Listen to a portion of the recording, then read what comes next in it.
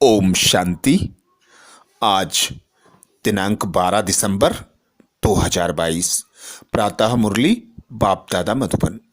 बाबा कहते, मीठे बच्चे, बाप भल यहाँ तुम्हारे सम्मुख है, लेकिन याद तुम्हें शांति धाम घर में करना है।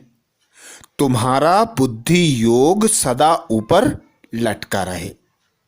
बाबा बोले, मीठे बच्चे, बाप भल यहाँ तुम्हारे सम्मुख है, लेकिन याद तुम्हें शांति धाम घर में करना है। तुम्हारा बुद्धि योग सदा ऊपर लटका रहे। अर्थात बाबा आते हम बच्चों को उल्टे से सुलटा बनाने। अभी तक हम 63 जन्मों से देह में अटके हुए थे। अब बाबा आकर हमें स्मृति कराते कि तुम एक आत्मा हो, तुम निराकार दुनिया शांति धाम की वासी हो, निराकार पिता परमात्मा की संतान हो। निराकार पिता परमात्मा की याद से ही तुम्हारे विकर्म विनाश होंगे। तुम उल्टे से सुलटे हो जाओगे, तमो प्रधान से सतो प्रधान बन जाओगे। अब सदा यह स्मृति रखो कि हमें बाप लेने आया है वापिस। हमें जाना है अपने घर शांति धाम। तो सदा बाप की याद हो। पर बाबा श्रीमत देते कि मुझे यहाँ सम्मुख याद ना करो, क्योंकि सम्मुख याद करते हो तो ब्रह्मा का तन याद आता है। तो अब तुम बच्चे खुद को आत्मा अनुभव करो। अपने घर शांति धाम में जाकर पिता शांति के सागर को याद करो, क्योंकि ज्ञान का सागर एक ही बाप है। वह हम बच्चों को बिल्कुल सही रास्ता बताते हैं। बाबा कहते, बच्चे तुम बाप को याद करो तो विकर्म विनाश हो। कोई भी देहधारी को याद नहीं करना है। बुद्धि योग सदा ऊपर लटका हुआ होना चाहिए। ऐसे नहीं कि बाबा यहाँ है तो बुद्धि भी यहाँ रहे। भल बाबा यहाँ है तो भी तुम बच्चों का बुद्धि योग शांति धाम में लगना चाहिए। प्रश्न किया बाबा ने, अहो भाग्य किन बच्चों का कहेंगे और क्यों? अहो भाग्य किन बच्चों का कहेंगे और क्यों? उत्तर में बाबा समझाते, जिन बच्चों की बुद्धि में बाप की नॉलेज आई है उनका है अहो भाग्य, क्योंकि ज्ञान मिलने से सद्गति हो जाती है। तुम विश्व के मालिक बन जाते हो।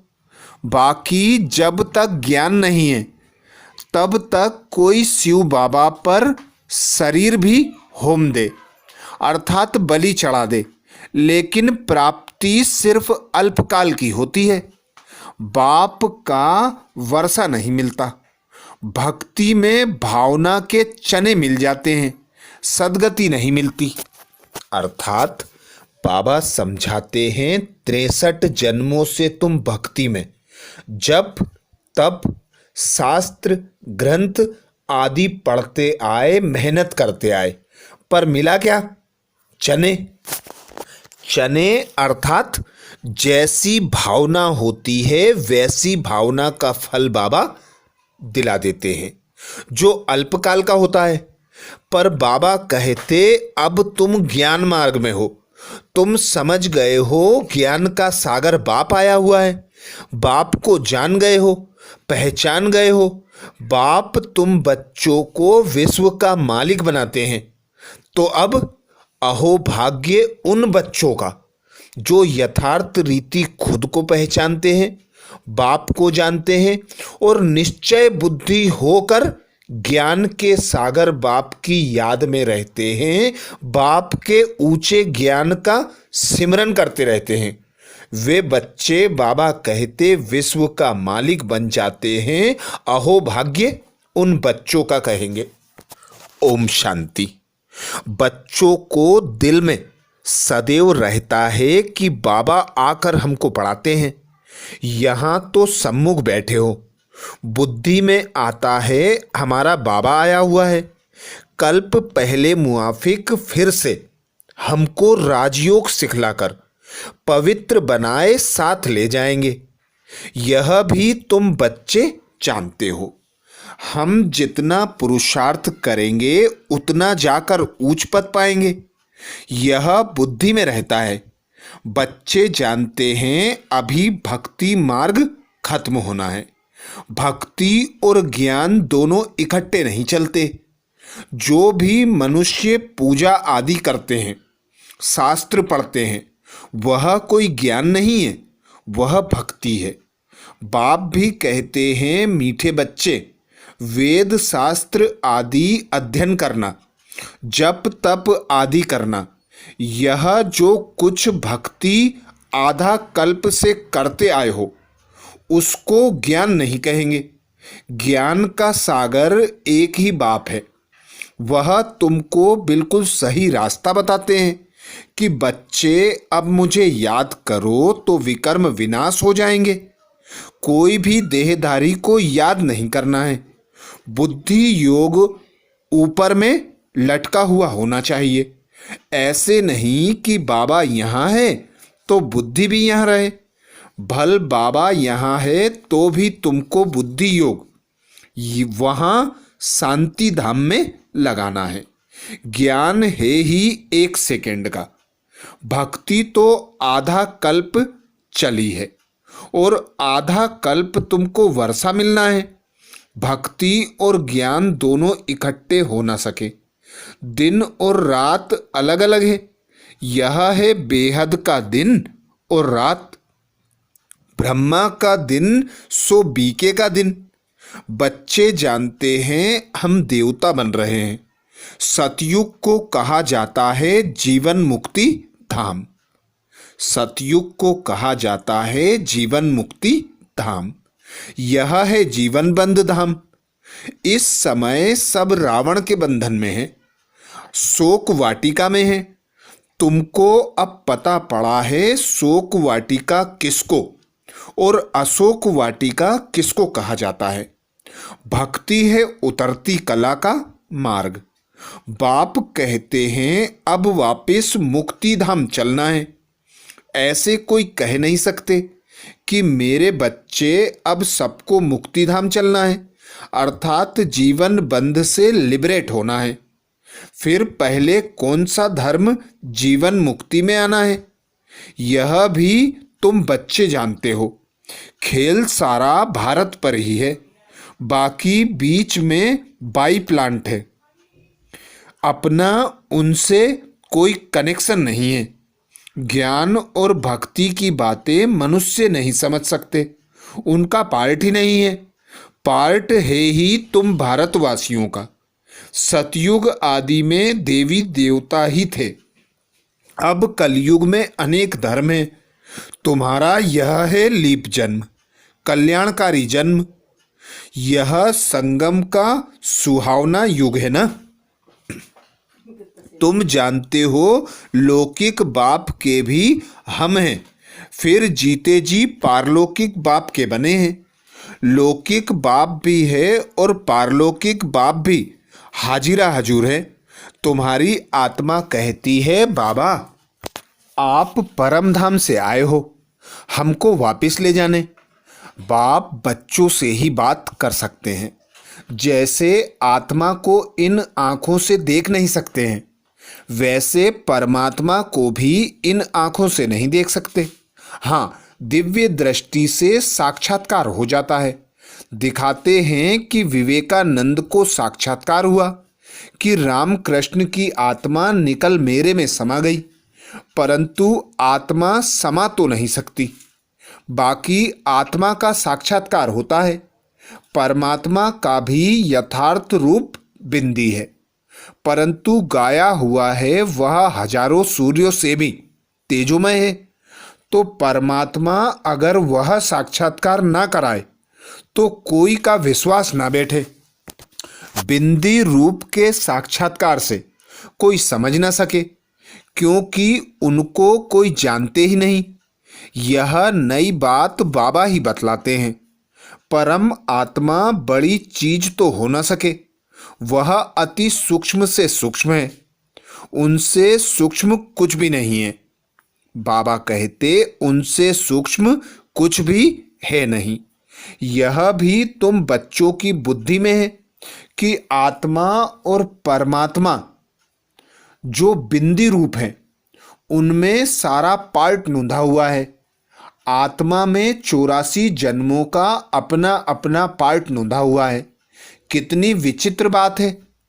बाबा कहते बाप बिगर कोई समझा ना सके। यह बातें तुम विलायत वालों को समझाओ तो वंडर खाएं और तुम्हारे ऊपर कुर्बान जाएं। प्राचीन भारत का ज्ञान और योग तुम ही समझा सकते हो।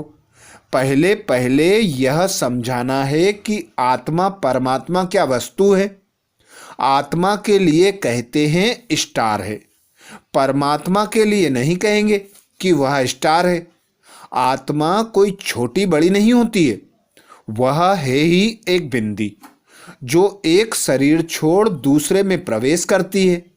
तुम बच्चे समझते हो ड्रामा में जो कुछ चलता है वह नूंद है, चक्र फिरता रहता है। यह सब बुद्धि में प्रैक्टिकल आना चाहिए। दुनिया तो इन सब बातों को जानती नहीं है। सबसे तीखी दौड़ी आत्मा की है। एक सेकंड में कहो कि कहाँ चली जाए। बाबा कहते एक सेकंड में कहाँ की कहाँ चली जाए। सेकंड में जीवन मुक्ति मिलती है तो सेकंड में आत्मा भी वहाँ पहुँचती है।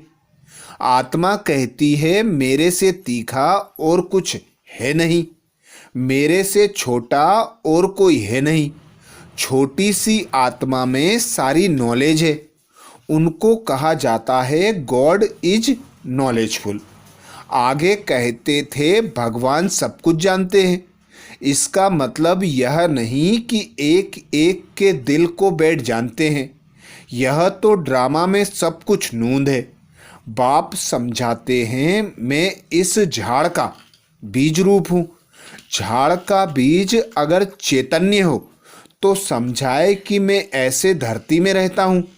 गाया भी हुआ है ब्रह्मा द्वारा मनुष्य सृष्टि रचते हैं। बीज तो एक है ना। तुम आत्मा यहाँ शरीर धारण कर पार्ट बजाती हो। बाप कैसे आकर प्रवेश करते हैं यह तुम बच्चों को अब मालूम पड़ा है। बाप आकर नॉलेज देते हैं, सदैव बैठा नहीं रहता।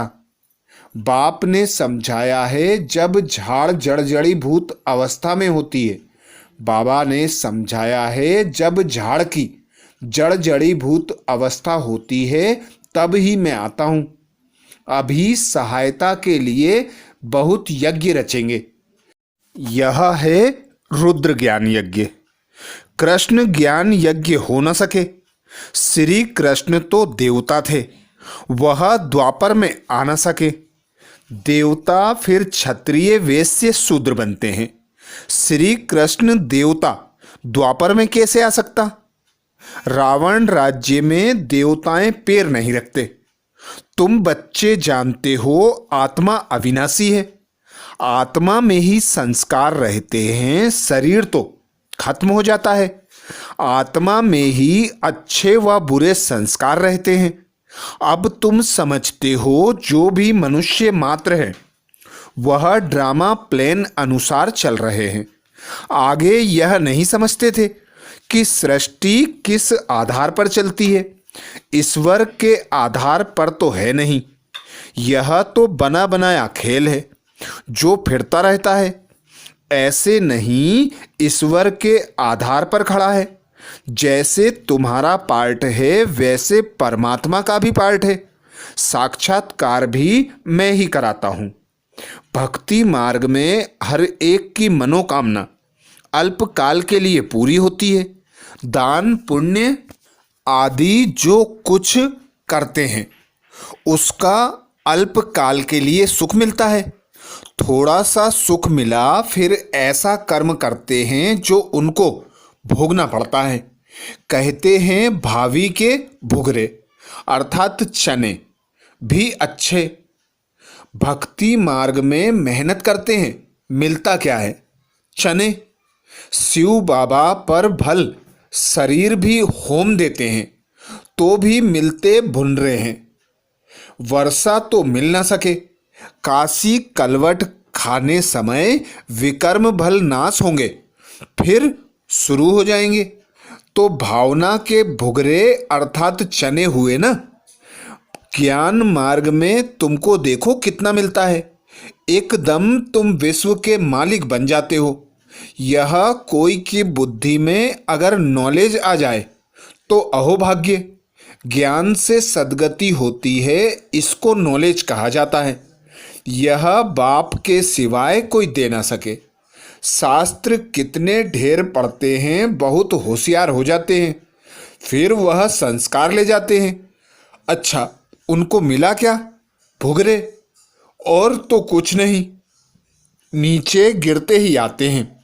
समझो कोई का राजा के घर जन्म होता है, खुशी मनाते हैं, भल वह राजकुमार है, परंतु तुम कहेंगे उनको चने मिले।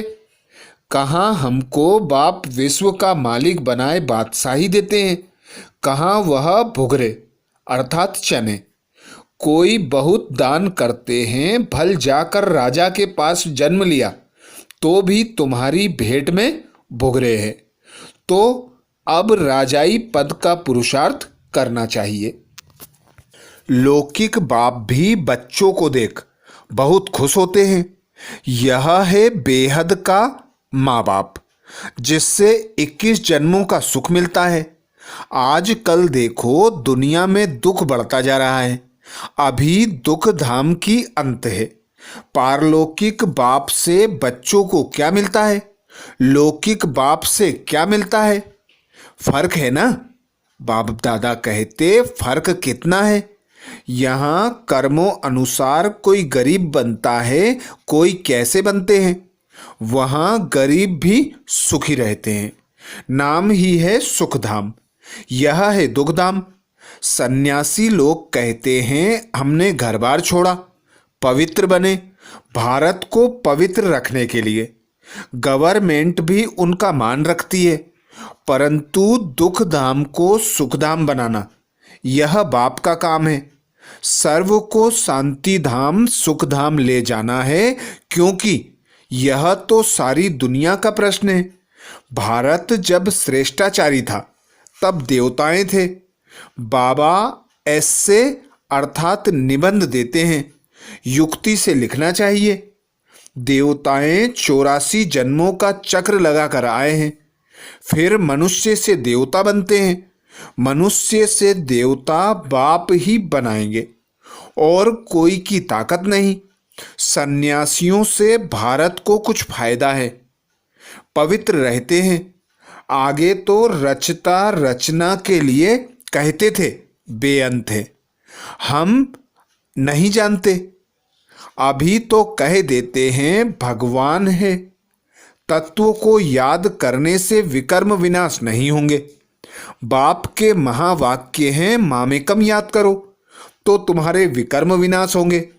पतित पावन मैं हूँ, सारी दुनिया को आकर पावन बनाता हूँ। सारे भंबोर को आग लगनी है, सारी दुनिया अज्ञान निंद्रा में सोई हुई है। ड्रामा प्लेन अनुसार सारी दुनिया नास्तिक है। बाबा कहते हैं सारी दुनिया अज्ञान निंद्रा में सोई हुई है। ड्रामा प्लेन अनुसार सारी दुनिया नास्तिक है। बाप कहते हैं मैं आकर सबको आस्तिक बनाता हूँ। अभी जो बिल्कुल तमो प्रधान हैं वो अपने को भगवान कह देते हैं। तुम तो इस सृष्टि चक्र के राज को जानने से चक्रवर्ती राजा बनते हो, महावीर बनते हो। तुमको तो प्रालब्ध में माल मिलते हैं, उनको क्या मिलता है? चने। तुम माया पर जीत पाते हो, स्वदर्शन चक्र तुम ब्राह्मणों को है। विष्णु के मंदिर को नर नारायण का मंदिर कहते हैं। वास्तव में लक्ष्मी नारायण को तो दो भुजाएं चाहिए। परंतु उनको भी चार भुजाएं दे देते हैं। लक्ष्मी नारायण तो अलग ठहरे ना। अगर वह चार भुजाओं वाले हैं तो उनकी संतान भी चार भुजा वाली आती। ऐसे तो है नहीं। देखो बाप कितना अच्छी रीति समझाते हैं। अब तुम समझदार मास्टर नॉलेजफुल बन गए हो। पतितों को पावन बनाना है, घर वालों को उठाना है, घर को भी मंदिर बनाना है। बच्चे कहते हैं बाबा फलाने की बुद्धि का ताला खोलो। अब मैं सिर्फ यह काम करने के लिए बैठा हूं क्या? तुम तो ब्राह्मणियां हो। भू भू कर भू भू तुमको करनी है। ब्राह्मणों को सर्विस करनी है। पद भी तुमको पाना है। मैं निष्काम सेवाधारी हूं और कोई निष्काम हो नहीं सकता। मैं तुमको स्वर्ग का मालिक बनाता हूं, मैं नहीं बनता हूं। मकान भी तुम बच्चों के लिए बनाए हैं। मैं तो पुरानी कुटिया में बैठा हूं। मेरे लिए पुराना मकान पुराना शरीर है। शिव बाबा पुराने तन में रहता है तो वह फिर कहाँ जाएगा? निष्काम सेवा एक बाप ही कर सकता है। तुम जानते हो बाबा से हम विश्व के मालिक पने का वर्षा लेते हैं तो खुशी से झोली भरनी चाहिए। देखो ज्ञान कितना ऊंचा है। भक्ति में तो क्या क्या दान पुण्य जप तप आदि करना पड़ता है। सदगति दाता तो एक बाप है। बाप ने आकर ज्ञान धर डाला है। सतयुग में सबकी ज्योति जगी रहती है, परंतु वहाँ पर ज्ञान नहीं रहता कि हम तमो प्रधान से सतो प्रधान बने हैं। यह है प्रारब्ध। नए सिरे चक्र शुरू होता है। यह अनादि है। सूर्य निकलता है और फिर जाता है। यह धरती का फेरा है। ऐसे नहीं ईश्वर फेरता है। अच्छा, मीठे मीठे सिकिलदेह बच्चों प्रति माता पिता बाप दादा का याद प्यार और गुड मॉर्निंग। रूहानी बाप की रूहानी बच्चों को नमस्ते। हम सब रूहानी बच्चों की रूहानी माता पिता बाप दादा को याद प्यार गुड मॉर्निंग और नमस्ते। धारणा के लिए मुख्य सार में बाबा कहते पहली पॉइंट, घर घर को मंदिर बनाना है। परिवार वालों की भी सेवा करनी है। ऊंचे ज्ञान का सिमरन कर खुशी से झोली भरनी है। घर घर को मंदिर बनाना है। परिवार वालों की सेवा करनी है। ऊंचे ज्ञान का सिमरन कर खुशी से झोली भरनी है। दूसरी पॉइंट बाबा कहते किसी भी देहधारी को याद नहीं करना है। अपना बुद्धि योग ऊपर लटकाना है। सुहावने संगम युग पर जीते जी पारलौकिक बाप का बनना है। किसी भी देहधारी को याद नहीं करना है। अपना बुद्धि योग ऊपर लटकाना है।